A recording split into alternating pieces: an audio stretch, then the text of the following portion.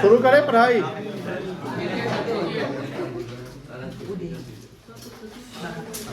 हटा लिया काम को, कॉपी हटा लीजिए। अकाउंट से तो हट नहीं कोई काम नहीं, अकाउंट का हटा लीजिए।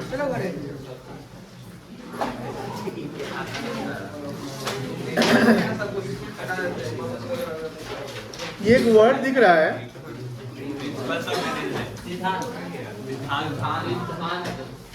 प्रिंसिपल्स।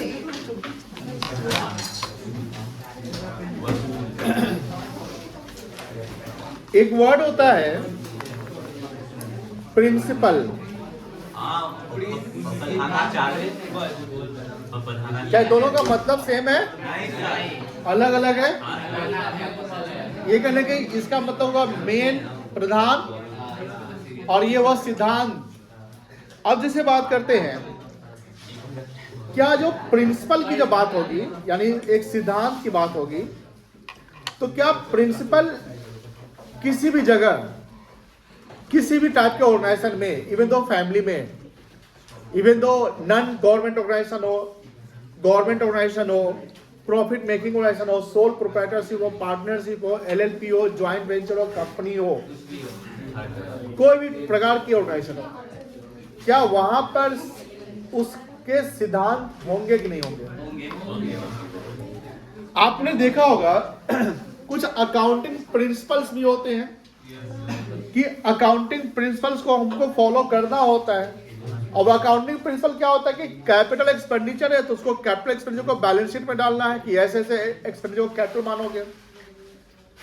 ये भी प्रिंसिपल अकाउंटिंग होता है कि अगर रेवेन्यू टाइप का डेली का खर्चा तो उसको रेवेन्यू मानोगे। अब अगर उसमें कुछ गड़बड़ी कर देते हैं तो कहने के हमारा अकाउंटिंग जो रिजल्ट आना चाहिए वो ट्रू एंड फेयर नहीं आता है। सेम प्रकार के जो प्रिंसिपल्स वो कंपनी में भी अप्लाई होते हैं। प्रिंसिपल इन द सेंस सिद्धांत, जहां पर हम प्रिंसिपल को फॉलो करके गोल को अचीव करते हैं। और जितने ज्यादा स्किल्ड और एक्सपीरियंस और नॉलेजेबल होंगे उतने अच्छे से आप प्रिंसिपल को अप्लाई कर सकते हैं। प्रिंसिपल का होना और ना होना दोनों में काफी अंतर है। किसी ऑर्गेनाइजेशन में अगर प्रिंसिपल नहीं है या प्रिंसिपल को फॉलो नहीं किया जाता है तो उसके गोल अचीव शायद ही होंगे। जो प्रॉफिट का गोल है, वेल्थ मैक्सिमाइजेशन का गोल है, मार्केट शेयर का गोल है, बिजनेस एक्सपेंशन का गोल है, डाइवर्सिफिकेशन का गोल है, जो भी गोल है वो अचीव नहीं हो पाएगा। तो समटाइम क्या है ना कि प्रिंसिपल का होना और ना होना, जैसे मैंने बोला कि प्रिंसिपल अगर नहीं हो तो फिर बिजनेस का गोल अचीव नहीं होगा। दैट्स वाई प्रिंसिपल एक तरीके से है, जैसे मैनेजमेंट हमने बताया होगा कि मैनेजमेंट एक इंटेंशनली और डेलिब्रेट फंक्शन होता है किसी ऑर्गेनाइजेशन का कि भैया मैनेजमेंट करना ही पड़ेगा आपको। उसी प्रकार बिजनेस में मैनेजमेंट करने के लिए उस मैनेजमेंट के कुछ प्रिंसिपल्स होने चाहिए और प्रिंसिपल आपके डेलिब्रेट प्रिंसिपल्स होंगे, मतलब प्रिंसिपल आपको अप्लाई करने ही होंगे। एक कंपनी का नाम एग्जांपल बताते हैं। फ्रांस में कंपनी थी, उस कंपनी में एक मतलब कि जैसे माइनिंग इंजीनियर थे जिनका नाम था Henry Fayol, HENRY, Henry FAYOL, Fayol. Henry Fayol का जो जन्म हुआ बेसिकली वो इस्तांबुल में हुआ था। कहाँ हुआ था? इस्तांबुल में हुआ। लेकिन वो उनके फैमिली जो है वो शिफ्ट करते हैं और माइग्रेंट होकर वो चले जाते हैं फ्रांस। कहाँ जाते हैं? फ्रांस जाते हैं। फ्रांस में उनकी स्टडी होती है, ग्रेजुएशन होते हैं, इंजीनियर बनते हैं और इंजीनियर बनकर उनकी डिग्री मिलती है माइनिंग इंजीनियर की। कौन सा engineer? Henry Fayol mining engineer थे, ये याद रखिएगा। तो हेनरी फ्योल जो माइनिंग इंजीनियर बनते हैं तो उस जिस कंपनी में वो जॉब करते हैं उस कंपनी की जो फाइनेंशियल पोजीशन होती है वो इंसॉल्वेंसी के सिचुएशन पे चली जाती है। फाइनेंशियल पोजीशन बोले तो उसकी लायबिलिटी एक्सीड कर जाती है और एसेट्स क्या होती है? कम जाती है। यानी फाइनेंशियल पोजीशन आपका सही नहीं है। जब फाइनेंशियल पोजीशन आपका सही नहीं होगा तो इंसॉल्वेंसी का सिचुएशन आएगा और इंसॉल्वेंसी के सिचुएशन को बोलते हैं when assets lower than the liabilities और when liability exceeds over the assets. ऐसे भी कह सकते हैं your asset is not sufficient to pay out your liabilities. When your asset is not sufficient to pay out your liability, मतलब कि जो आपके लायबिलिटीज है उसको पेमेंट करने के लिए आपके पास सफिशिएंट एसेट्स नहीं है, तो आप बैंकरप्सी के सिचुएशन को फॉलो करेंगे। बैंकरप्सी मतलब दिवालियापन, यानी कोर्ट से आपको परमिशन लेना पड़ेगा, कोर्ट में आपको बताना पड़ेगा कि हमारी लायबिलिटीज ज्यादा है, एसेट सफिशिएंट नहीं है, तो हम दिवालियापन की तरफ जा रहे हैं। क्योंकि आप जानते हो कंपनी में हर जो कंपनी की जो लायबिलिटी होती है, उनके शेयर होल्डर की लायबिलिटी क्या होती है, लिमिटेड होती है, यानी शेयर होल्डर अपने घर से तो पैसे नहीं लाने वाले हैं। आज मान लो मार्केट क्रैश हो रहा है, कोई कंपनी डूबने वाला हो, सपोज करते हैं उस कंपनी में किसी का 10,000 रुपया 50,000 लगा हुआ है, तो उसके कितने डूब सकते हैं, 50,000। उसके घर तो नहीं बिक सकते हैं। अब सोल प्रोप्राइटरशिप पार्टनरशिप में देखते हो जहां लायबिलिटी क्या होता है, अनलिमिटेड होता है, मतलब बिजनेस का लायबिलिटी खत्म हुआ तो आपके घर से भी एसेट लिया जाएगा। लेकिन कंपनी में क्या होता है कि लायबिलिटी लिमिटेड होता है, मतलब कि बिजनेस की जो लायबिलिटी वही लायबिलिटी, बट वहां भी सिचुएशन ये है कि सर लायबिलिटी ज्यादा और एसेट्स क्या है, कम है, तो वहां प्रॉब्लम क्रेडिटर्स बैंकर को हो जाएगा। बैंकर के पैसे डूबेंगे, क्रेडिटर के पैसे डूबेंगे, कंपनी से चुका नहीं पा रही है। बट सिचुएशन ये भी तो आएगा कि जो आपके पास वो सब देने पड़ जाएंगे, यानी आपका एसेट हो जाएगा क्या, जीरो। तो यही एक कंपनी था फ्रांस में जिसमें हेनरी फ्योल माइनिंग इंजीनियर थे, और उस कंपनी की स्थिति बहुत ही खराब थी, यानी बैंकरप्सी के मतलब समझ लो कि एज पर चला गया था, एज मतलब किनारे पे चला गया। तो वहां पर हेनरी फ्योल को प्रमोट किया जाता है। हेनरी फ्योल को प्रमोट करके उनको बनाया जाता है डायरेक्टर, एमडी, मैनेजिंग डायरेक्टर।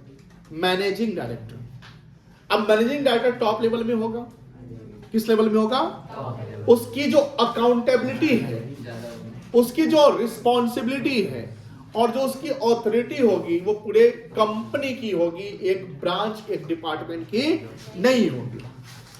अब उसकी अगर पूरे कंपनी की अकाउंटेबिलिटी है तो सर कुछ भी अगर गड़बड़ हो, यानी बैंकरप्सी का सिचुएशन है, तो उसको ठीक अगर करना है तो कहने टॉप लेवल वाले ही सोचेंगे कि क्या करना है।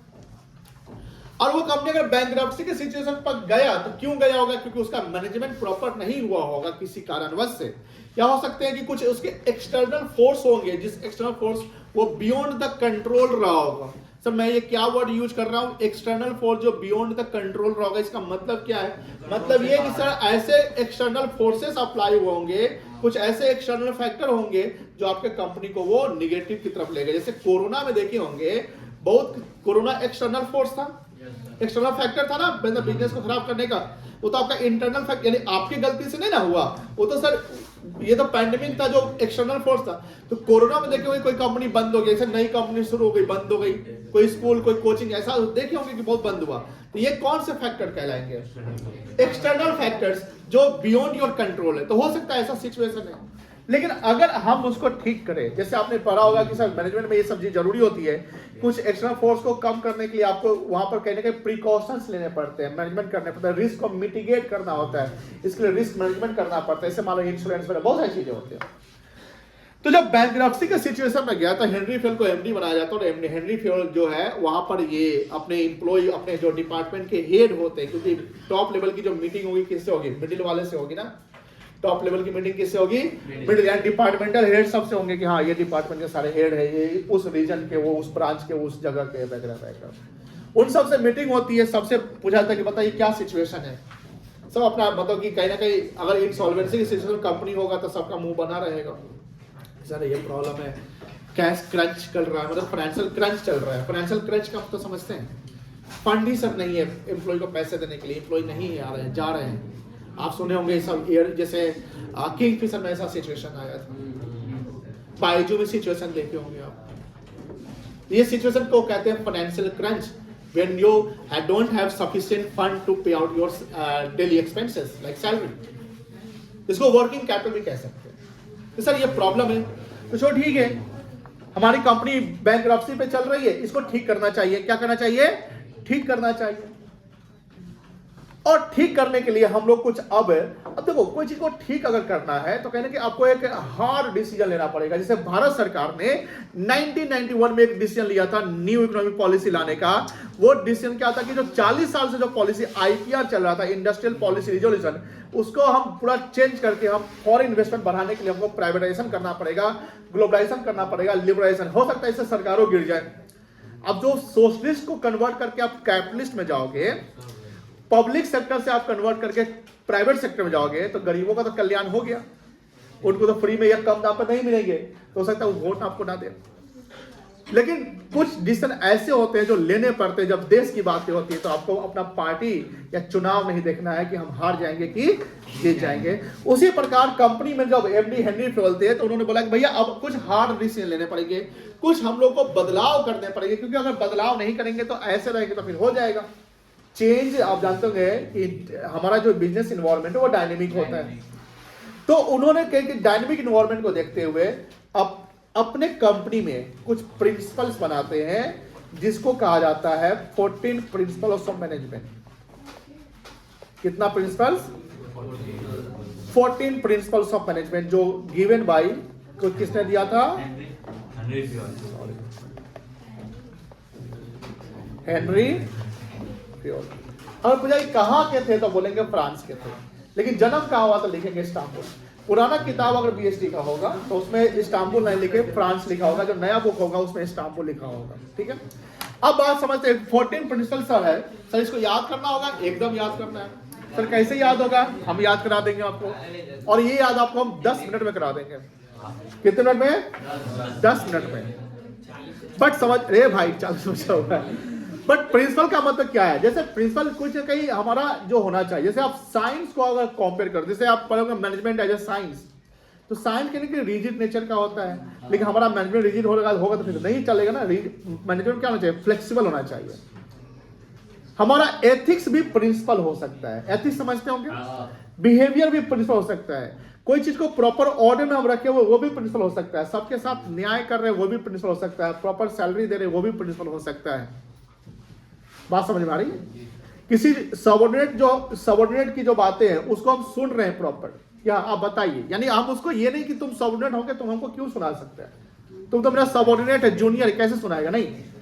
अब बिजनेस में कंपनी है, हो सकता है कि उनके पास कोई आइडिया होगा, इनिशिएटिव दे रहे हो कि सर ये करना चाहिए। कहीं कोई भी जब फ्लो ऑफ कम्युनिकेशन हो तो सिस्टमैटिक हो, सिस्टमैटिक समझते होंगे कि एक प्रॉपर ऑर्डर में चले। ये सब हमारे प्रिंसिपल, यानी मैनेजमेंट में प्रिंसिपल्स जो है, यानी ट्रेडिशनल कॉन्सेप्ट कहें तो हेनरी फील्ड ने 14 प्रिंसिपल्स को अप्लाई किया था। ये 14 प्रिंसिपल हम लोग को याद करने हैं, 14 प्रिंसिपल हम लोग को याद करवा देंगे। 10 मिनट हमने बताया, हो सकता है 11-12 भी हो जाए, तो आप बोलेगा सर 12 में याद करवा दिए। अरे भाई तुमको याद हो गया, यही बड़ी बात है। 14 प्रिंसिपल आप कैसे याद होगा बताते हैं, अभी आज ही हम याद करवा देंगे। हाँ पूछ सकते नहीं, देखिए 14 प्रिंसिपल पूछ सकता है, ये पूछ सकता है कि 2 प्रिंसिपल का नाम लिख देगा, बोलेगा इसको एक्सप्लेन करिए। तो पहले हम प्रिंसिपल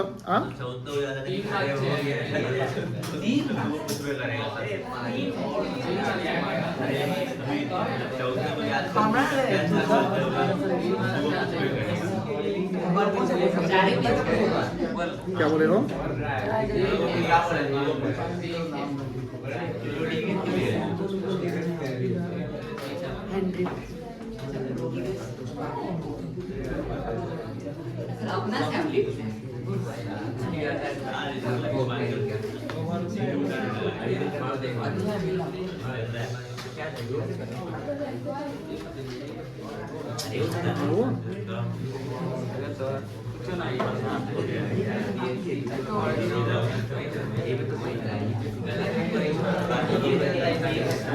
चलो देखो ध्यान से, प्लीज हल्ला नहीं करिए, शांति बना रखिए।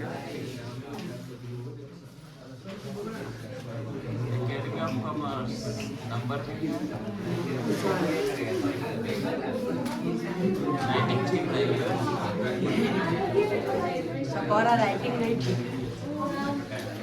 14 प्रिंसिपल्स ऑफ मैनेजमेंट नहीं, गिवन बाय हेनरी फ्योल।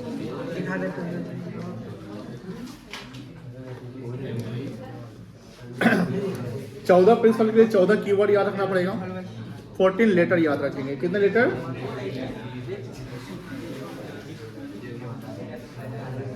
क्या है ये? हाँ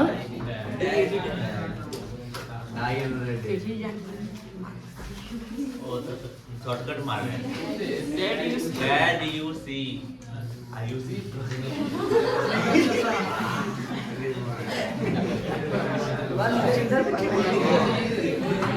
काउंट करिए, 14 लेटर है। 3 नहीं है। ए सुनो ध्यान से, ये दे हुआ प्लीज। ए बउआ, अब 10 मिनट तुम यहाँ शुरू कर लो, हल्ला नहीं करोगे, 10 मिनट शांति बना रखोगे। Dad you see USSR OIC। USSR जानते होंगे, सोवियत संघ, जो 1991 में उसका 1991 में क्या विघटन हुआ, और रसिया, यूक्रेन, बहुत सारे कंट्री जो है बन गए। तो USSR 1991। तो डैड यू सी, कोई बोल रहा है ना, dad you see USSR OIC, बस ये बोलना है। क्या बोलना है? ना पूरा बोलना है भाई, बोलो यहाँ से। डैड यू सी OIC बोलो तो। Dad you see USSR OIC 14 letter हो गया। अब इस 14 लेटर से 14 प्रिंसिपल बनेगा। इस 14 लेटर से कितने बनेंगे principle? 14 principle. Dad you see USSR OIC, ठीक है। अब ये प्रिंसिपल कैसे बनेंगे?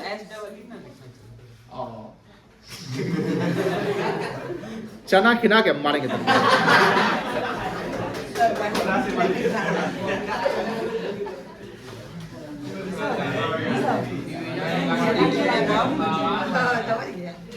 पहला देखिए प्लीज, अब मुंह बंद करो।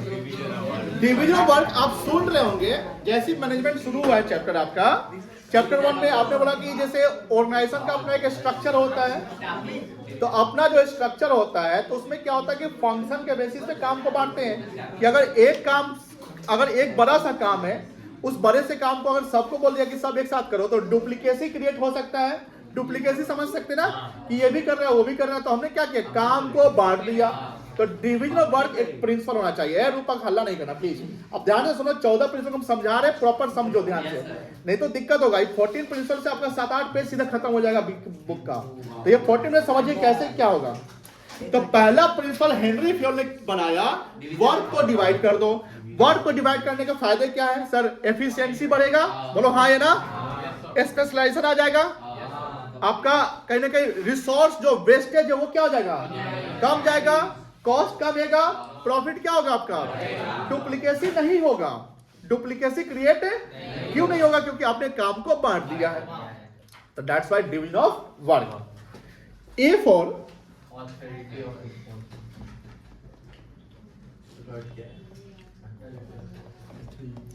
Authority and responsibility. सर ये जरूरी है। अगर मान लो कि किसी भी ब्रांच में कोई ऑथराइज पर्सन ही नहीं है, तो बताओ वहां कोई किसी का बात मानेगा? ऑथोरिटी का मतलब कोई पावरफुल है, तो पावरफुल है यानी वो आपको पावर, कोई काम दे रहा है, असाइनमेंट दे रहा है, तो आप उसकी बात को फॉलो करें। यानी मैनेजर के पास ऑथोरिटी होता है ना मैनेजमेंट करने का। प्रोडक्शन मैनेजर के पास ऑथोरिटी क्या है? प्रोडक्शन डिपार्टमेंट के स्टाफ से काम करवाने का। सेल्स मैनेजर के पास क्या अथॉरिटी है? सेल्स कैसे करवाना है, सेल्स स्टाफ से कैसे बात करना है, सेल्स स्टाफ उनका बात मानेगा। That's why authority. जिसको ऑथोरिटी देते हो उसको क्या देना है? रिस्पॉन्सिबिलिटी भी होनी चाहिए कि अगर काम नहीं हुआ तो आप रिस्पॉन्सिबल होंगे, लॉस हुआ आप रिस्पॉन्सिबल होंगे। तो authority and responsibility must be equal. Authority and responsibility must be equal, and authority and responsibility is the principle of management given by Henry Fayol. Authority and responsibility. फिर क्या है? Discipline. क्या ये जरूरी है डिसिप्लिन किसी भी गोल को अचीव करने के लिए? जैसे आपने बोला सुना होगा कि रूटीन फॉलो हम करते हैं, तो रूटीन फॉलो करने का मतलब क्या हुआ? डिसिप्लिन में तो ही तो रूटीन फॉलो कर रहे हैं आप। डिसिप्लिन में है तो ही तो आप काम प्रॉपर कर रहे हैं। अगर आप डिसिप्लिन में नहीं है तो काम प्रॉपर आप नहीं कर पा रहे हैं। डिसिप्लिन का होता है आप टाइम टेबल मेंटेन कर रहे हैं, आप रूटीन मेंटेन कर रहे हैं। खा रहा है बता दो बैनर, यही डिसिप्लिन है। बात समझ में आ रही ना? डिसिप्लिन है। चलो डिसिप्लिन समझ गए? डिसिप्लिन में रहना जरूरी है। देखो बउआ,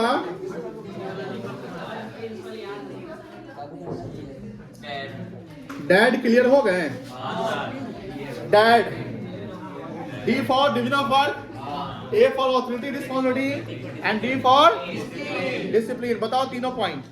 D for, A for, D for dad clear. You sir ये बोलता है नॉट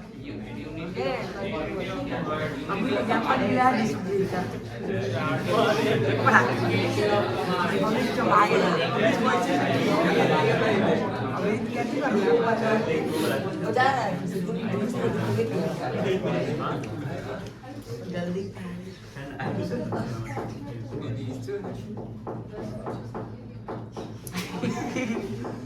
मुंह बंद रखेगा सब लोग। ये मजाक नहीं चल रहा है, पहले बात समझो। अब 10 मिनट नहीं होगा, 20 मिनट हो जाएगा और। लेकिन लास्ट तक आज जाते जाते हम याद करा के ही छोड़ेंगे। आज जब तक किसी का सबसे सुनेंगे, जो नहीं सुनाएगा छुट्टी नहीं मिलेगा। इसलिए शांति से इसको याद करो।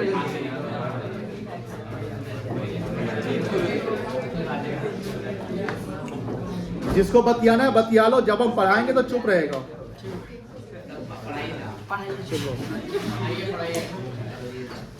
9:50 हो गया है, तो ऐसे खेला करेगा तो हो गया। बात समझो। चलो चौथा जो आपका है you for unity of command. ये यूनिटी ऑफ कमांड समझिए। हम यहाँ पे एक एग्जांपल बताते हैं। जैसे मान लो कि यहाँ एक प्रोडक्शन मैनेजर है,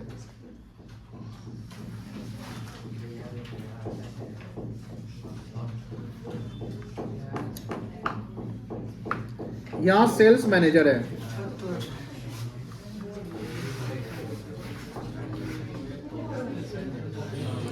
और यहाँ मान लो मार्केटिंग मैनेजर है।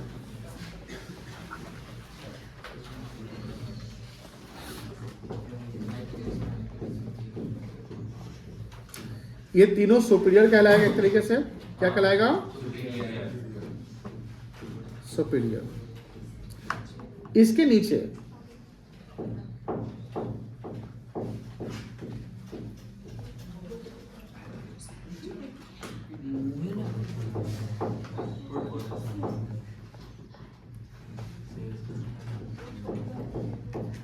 एक हटा दो।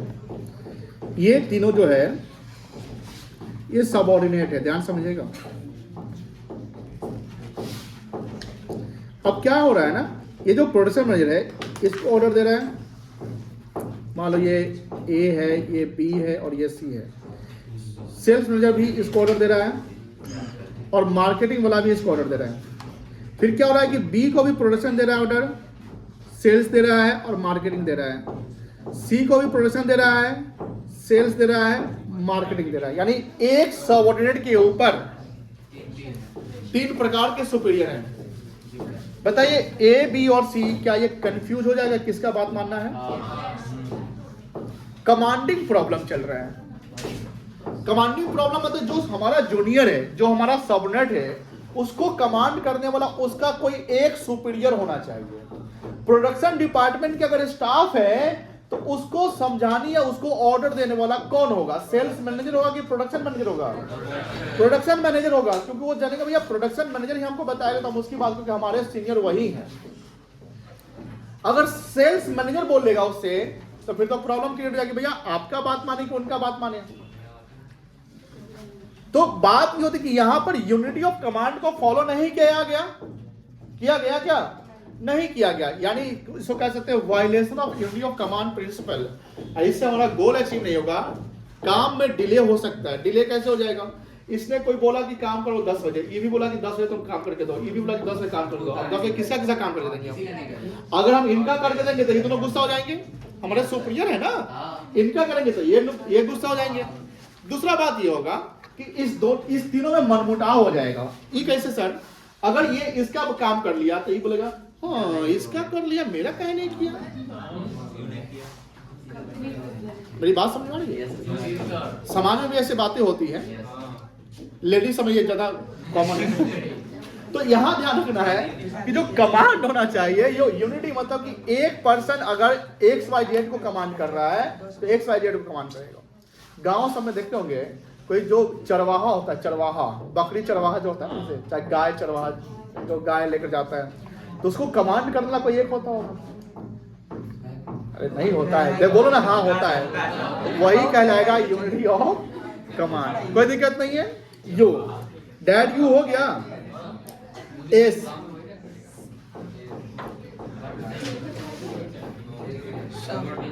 सब ऑर्डिनेशन ऑफ, ये भी प्रिंसिपल आपने पढ़ा होगा पहले भी।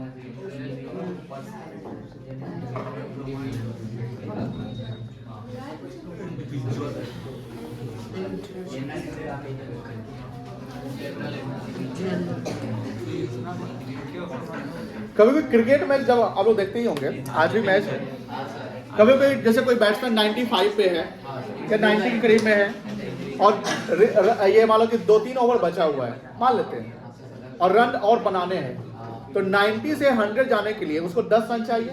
लास्ट के 2-3 ओवर बचा हुआ है, क्या वो शतक के लिए वो धीरे धीरे खेलेगा कि थोड़ा फास्ट खेलेगा कि शतक बना? हाँ, धीरे खेलेगा। ठीक है, चलिए उनका भी बात करते हैं। वो बोल रहे हैं कि धीरे खेलेगा। मान लो धीरे खेलते वो 10 रन बनाने के लिए उसने 10 बॉल ले लिया, मान लेते हैं वो धीरे धीरे सिंगल लेकर हम शतक बना लेते हैं। ठीक है, उसने कितना बॉल ले लिया बताओ, उसका शतक बन गया। लेकिन जो टीम का जो रन एक्सपेक्टेड रन होना चाहिए था, क्या वो कम गया?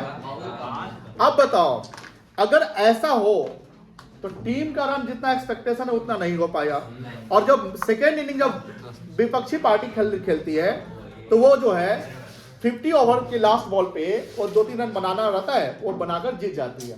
मतलब कि जो गैप जो विन का रहता है बहुत ही मार्जिन रहता है। तो क्या बाद में ये रियलाइज हो सकता है कि काश वो 10 रन बनाने के लिए, वो प्लीज सुनिए ध्यान से, काश वो 10 रन बनाने के लिए हमको 10 बॉल नहीं खेलना चाहिए था, हम फास्ट खेलते, आउट होते तो होते, कोई और आके मारता। अब आपने क्या किया, अपने इंडिविजुअल इंटरेस्ट को देखने के लिए आपने कंपनी का इंटरेस्ट छोड़ दिया। यानी एक बैट्समैन जो है अपना शतक बनाने के लिए टीम का जो रन जितना बनना चाहिए था उतना वो नहीं बनाया। कंपनी में अगर ऐसा हो कि कोई एम्प्लॉय काम कर रहा है, वो अपना सैलरी पहले देखे, अपना सेफ्टी देखे, अपना बेनिफिट देखे, लेकिन कंपनी का बेनिफिट ना देखे, क्या कंपनी का गोल अचीव हो पाएगा? सब तो सेल्फिश टाइप के हो जाएंगे। सेल्फ इंटरेस्ट नहीं देखा जाता है, कॉमन इंटरेस्ट देखा जाता है। क्या देखा जाता है? Common interest. मतलब कि common interest in the sense, company अगर रहेगी तो हम रहेंगे, कंपनी नहीं तो फिर स्टाफ कैसे रहेंगे, प्रमोशन कैसे होगा? कंपनी का अगर प्रॉफिट मैक्सिमाइज कर दीजिएगा तो ऑब्वियस बात है उस प्रॉफिट का शेयर एम्प्लॉय को भी मिलेगा। तो एक प्रिंसिपल हमारा क्या होना चाहिए? Subordination of individual interest to general interest. ये क्या था? 5वां। छठा देखिए क्या है? ई,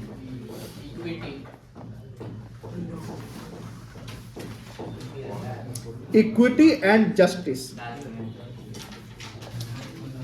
ये इक्विटी एंड जस्टिस क्या होता है समझिए। एक होता है इक्वालिटी, एक होता है इक्विटी। इक्वल वर्ड्स क्या मतलब क्या होता है, और इक्विटी का मतलब क्या होता है? न्याय, हिस्सा। जैसे मान लो आदित्य, तुम्हारे घर में छोटा बच्चा, किसी घर में छोटे बच्चे हैं? आयुष घर में कितना बच्चे, कितने एज का है? 4 साल का है। सॉरी, सच है। अब मान लीजिए कि आपके घर में एक 4 साल का बच्चा है, डिनर के समय में वो 4 साल का बच्चा कितना रोटी खा लेगा? मार लिया, एक रोटी खाएगा ना, एक रोटी। चलिए अब सपोज करो आयुष भी घर का मेंबर, वो 4 साल का बच्चा भी घर का मेंबर है। आयुष की मम्मी बोलती है कि ये 1 रोटी खाया, तू भी 1 रोटी खाएगा, बराबर देंगे। क्या देंगे? अब बताइए, आयुष का पेट भरेगा 1 रोटी में? यहां तो इक्वालिटी हो गया, बट क्या इक्विटी हुआ? जस्टिस नहीं हुआ। उसी प्रकार जब कंपनी में जब हमारे एम्प्लॉय काम कर रहे हैं तो सबके साथ क्या हो? न्याय होना चाहिए। मतलब कोई भेदभाव नहीं, discrimination of caste, creed, religion नहीं होना चाहिए। आप मुन्ना भाई MBBS की लगे रहो, मुन्ना भाई देखे होंगे, उसमें एक स्वीपर रहता है, तो वो पोजीशन बाई स्वीपर है, उसके सैलरी बहुत कम है, बट उनके साथ सम्मान पूर्वक आप बात करेंगे ना, रिस्पेक्टफुली तो बात करिए। अगर हम रिस्पेक्टफुली बात करते हैं तो कहीं कहीं लव एंड अफेक्शन बनेगा। अब अगर माइंड पॉजिटिव रहेगा, जब माइंड पॉजिटिव है तो मोटिवेटेड है, मोटिवेटेड तो आप ज्यादा काम करेंगे, मोटिवेटेड नहीं तो ज्यादा काम आप नहीं करेंगे। That's why equity and justice is also important principle of the management. That use एक और ही आ जाएगा, स्पिरिट डी कॉप। स्पिरिट मतलब क्या होता है?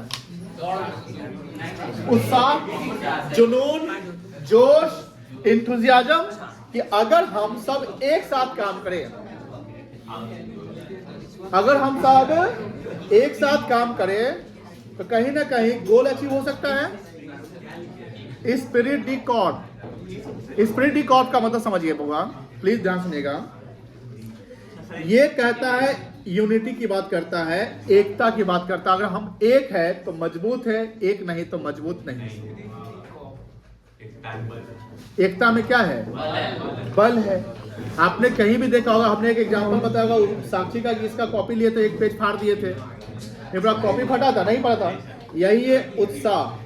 आपको जापान का कहानी बताते हैं। जापान मेट्रो में क्या हुआ था, एक महिला जो है मेट्रो फंस गई। ऐसे इंडिया में भी कई घटना हुआ था। अब मेट्रो में फंस गई, वो नहीं निकल पा रही। अब मेट्रो ना आगे जा सकता है ना पीछे जा सकता है। हाँ, कहीं हुआ था नहीं, अरे वो अकेले थी और पैसेंजर सब आउट सब देखते रहते हैं। ओ नहीं करो, देख सुनो यार। अब हुआ क्या, वहाँ क्रेन भी नहीं आ सकता, क्रेन आने में समय लग जाएंगे। अब हुआ क्या कि जितने भी लोग थे वहां पे, उस महिला को निकालने के लिए क्या किया होगा?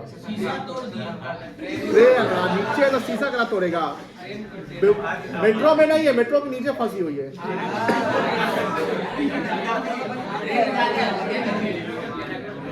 सब लोग अगर एक साथ धक्का थोड़ा सा दे, हिल सकता है ना, सब धक्का दे वो खींच लेगा।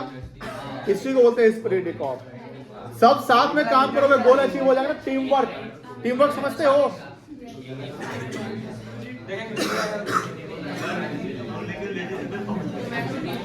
चलो, ए डैड यू सी, यहां तक हो गया ना? बाकी का कल नहीं, अभी करेंगे तो लोग हल्ला करेगा और बढ़ेगा टाइम। करते रहो, हम बढ़ाते रहेंगे। आप बहुत गहराई में चले गए। आप बोले थे 10 से भी। अब गहराई में जाएंगे।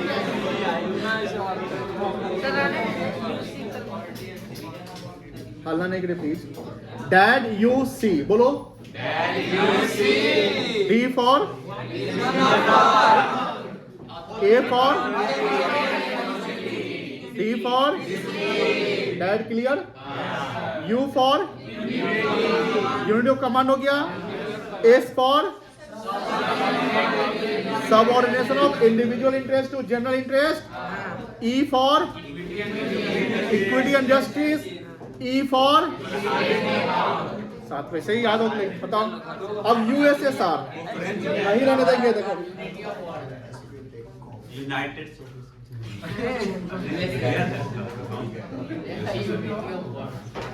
ये जो बचवा है ना,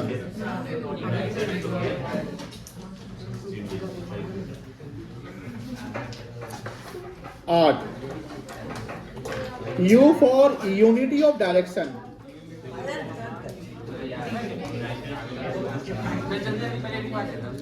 डायरेक्शन मतलब निर्देश, दिशा, डायरेक्शन देना। तो उससे भी एक कि डायरेक्शन देने वाला भी कोई एक होना चाहिए। अगर सब डायरेक्ट करने लगे तो वो कहाँ जाएगा पता नहीं, इससे डायरेक्शन होना चाहिए, यूनिटी ऑफ डायरेक्शन। उसके बाद आया फिर एस, यूएसएसआर चल रहे हैं हम लोग। कहाँ चल रहे हैं? यूएसएसआर। एस पर हो गया आपका स्केलर चेन। स्केलर चेन सुने होंगे। देखो क्या होता है, सर बहुत बढ़िया था, स्कॉलर वेक्टर। हाँ वही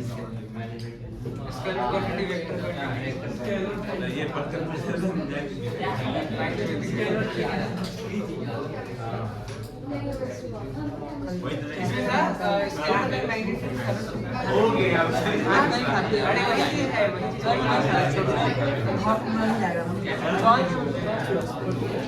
देखो ध्यान से एक बात, स्केलर चेन क्या कहता है कि जो फ्लो ऑफ कम्युनिकेशन या फ्लो ऑफ इंफॉर्मेशन होना चाहिए, वो प्रॉपर एक हायरार्की में होना चाहिए। हायरार्की मतलब एक सिस्टमैटिक होना चाहिए। अगर लोअर लेवल को कोई चीज बताना है तो जाएगा मिडिल के पास, मिडिल को बताना है तो टॉप के पास। प्रोडक्शन डिपार्टमेंट का एक स्टाफ अगर कुछ गड़बड़ कर रहा है तो या कोई काम कर रहा है तो प्रोडक्शन डिपार्टमेंट का स्टाफ प्रोडक्शन मैनेजर से बात करेगा। किससे बात करेगा? प्रोडक्शन मैनेजर बात करेगा। आप देखते हो फैक्ट्री में भी अब अलग अलग डिपार्टमेंट होता है। मान लो इंस्पेक्शन डिपार्टमेंट में 25 स्टाफ है तो इंस्पेक्शन डिपार्टमेंट का स्टाफ इंस्पेक्टर से बात करेगा। इंस्पेक्टर मतलब जो इंस्पेक्टर डिपार्टमेंट का हेड होगा फिर वो अपने हेड से बात करेगा। इसी को बोलते हैं स्केलर चेन।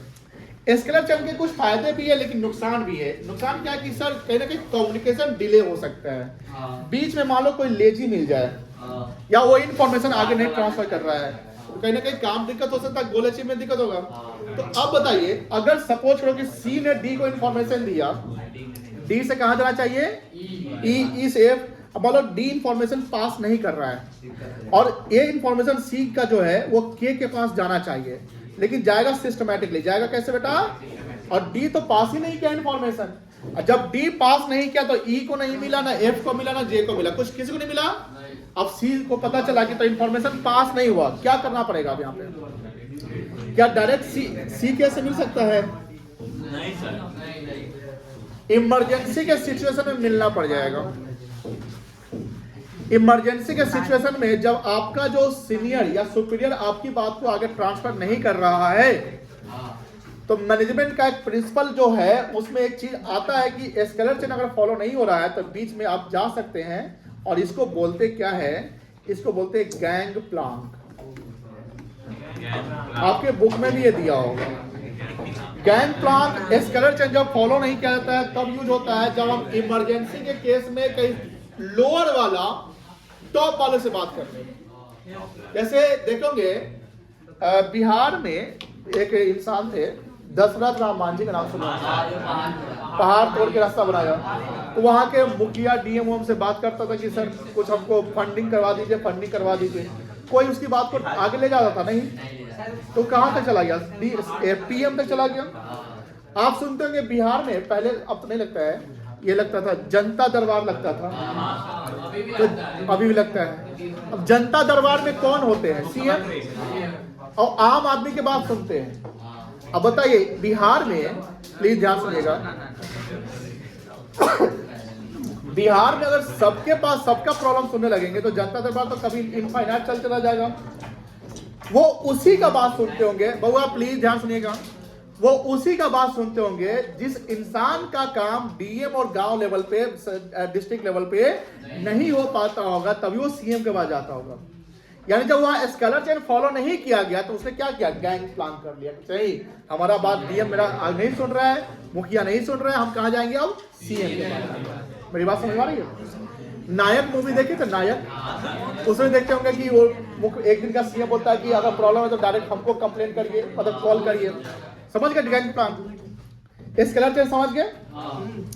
यूएस, एक और आएगा एस,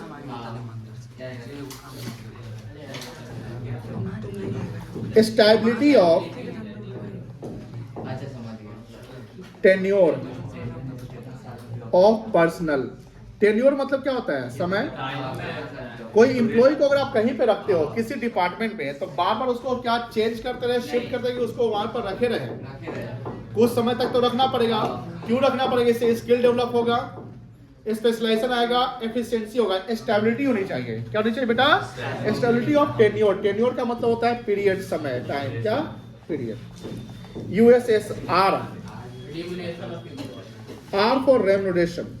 रेम्युनरेशन समझते ना, कि अगर किसी को हम सैलरी या रेम्युनरेशन दे रहे हैं तो according to their work experience, qualification, position, level, ये सब देखकर हम रेम्युनरेशन देंगे। यूएसएसआर हो गया। O for order. ऑर्डर का मतलब यहाँ आदेश नहीं होगा, ऑर्डर का मतलब एक सिस्टम होगा। यानी जैसे कोई सामान प्रॉपर रहता है ना, आप कभी मॉल गए हैं, ये सवाल तो पूछना ही नहीं चाहिए, आप सब मॉल गए होंगे। तो मॉल जब जाते हैं तो वहाँ पर देखते हो कोई सामान जो होता है वो प्रॉपर ऑर्डर में, अगर कॉस्मेटिक आइटम है तो एक जगह है, कपड़े का तो एक जगह है, चप्पल का तो एक जगह है, और जो भी आइटम है एक जगह है। इसको हम क्या बोलते हैं? ऑर्डर बोलते हैं। क्या बोलते हैं बेटा? ऑर्डर। I for initiative. सुने होंगे आपने पहले देखा होगा कि जो लोअर वाले हैं उनका अगर कोई एडवाइस चाहिए, कहीं भी सॉल्यूशन या प्रॉब्लम चाहिए, उसको इनिशिएटिव का मौका दे सकते हैं। इनिशिएटिव मतलब क्या होता है? शुरुआत करना। एंड लास्ट है C for centralization and decentralization. 14 principle हो गया। Dad you see USSR OI, बोलो। D for A for D for U for S for E for USSR का U for S for R for O for I for C for। किसको किसको याद हो गया? नहीं हुआ तो याद करवाएंगे। नहीं, अरे कैसे भाई? 8:30 में कौन कौन आया है? हम सब पहले आए हैं। सब लोग पहले आए थे। याद हो जाएगा। डैड यू सी यूएस, हाँ पहले हमको बोलने दीजिए। Dad you see USSR OIC, ये तो माइनर याद हो गया ना। अब देखो खेला मत कर, समझ गया ना। Dad you see USSR OIC। अब इसमें dad D for division of work, A for authority and responsibility, D for discipline, dad खत्म। U फॉर आप यूनिटी ऑफ कमांड या यूनिटी ऑफ डायरेक्शन भी लगा सकते हैं। 2 U आया है, कोई भी लगा दो। तो U for unity of command कर दिया। डैड U हो गया। फिर C SEE, S फॉर, अब S फॉर एक और था उधर, S कलर भी यहाँ लगा सकते हो। स्टेबिलिटी ऑफ टेन्योर पर्सनल लगा सकते हो, या subordinate of individual interest to general interest. तो S पर कुछ भी लगा लीजिए ना। तो यहाँ पर लगा दो subordination of individual interest to general interest. फिर डबल E है, तो एक ही है इक्विटी एंड जस्टिस, और एक ही है स्पिरिटी गॉड। कोई दिक्कत? डैड यू सी। अब USSR का U, तो एक डायरेक्शन था, एक कमांड था, तो यहाँ यूनिटी ऑफ डायरेक्शन लगा दीजिए। S फॉर स्केलर चेन, फिर S for stability of tenure, stability of personal, और R फॉर सैलरी या रेम्युनरेशन लिख सकते हैं। USSR हो गया। O फॉर ऑर्डर कर दीजिए, I for initiative, C for centralization and decentralization. कोई दिक्कत नहीं है? अभी ठीक है सर, मत करिए प्लीज, बैठिए। अभी नहीं, आज अभी याद करना है। कल होगा, फिर कल 1 घंटा पर तो खा जाएगा, हमको पता है। देख लो पहले इसको। तो देख लिए। ये हो गया, ये तो याद होगा सबका। ये सब याद हो गया 5 नंबर से। 5 नंबर क्या है, याद करो।